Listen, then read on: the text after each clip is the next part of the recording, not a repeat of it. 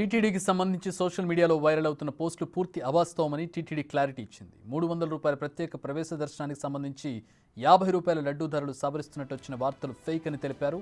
ధరలకు సంబంధించి ఎలాంటి మార్పు లేదని స్పష్టం చేసింది. సోషల్ మీడియాలో సర్క్యులేట్ అవుతున్న పోస్టులను నమ్మొద్దని భక్తులకు విజ్ఞప్తి చేసింది టీటీడీ.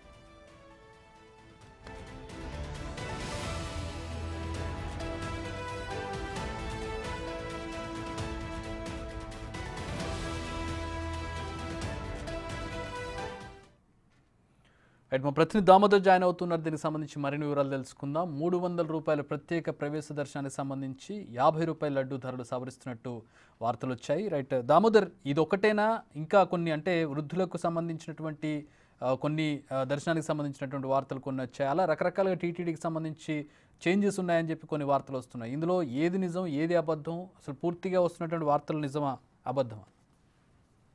ఈ మధ్య కాలంలో ఏదైతే టీటీడీ మీద అనవసరంగా సోషల్ మీడియాలో ఒక రకమైన ప్రచారం నిర్వహిస్తున్నారు.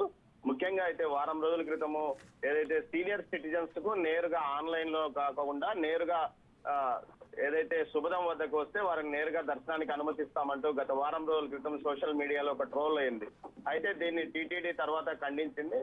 అయితే ఈ రోజు మధ్యాహ్నం 3 గంటల నుంచి తాజాగా మరో వార్త స్క్రోల్ అవుతోంది. ముఖ్యంగా ఏదైతే ప్రత్యేక ప్రవేశ దర్శనం టికెట్ ధరను 300 నుంచి 200కు తగ్గించడం, అదేవిధంగా లడ్డూ ధరను 25 రూపాయలు చేయడం, 50 రూపాయల నుంచి 25 రూపాయలు చేస్తారు.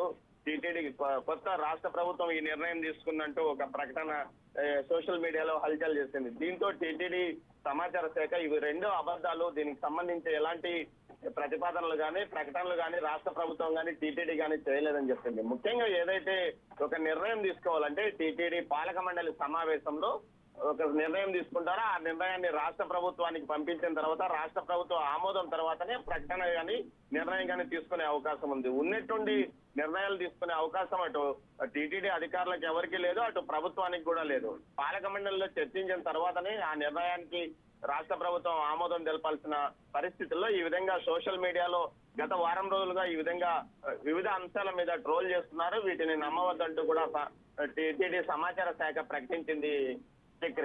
Right. Thanks for the updates, Damodar.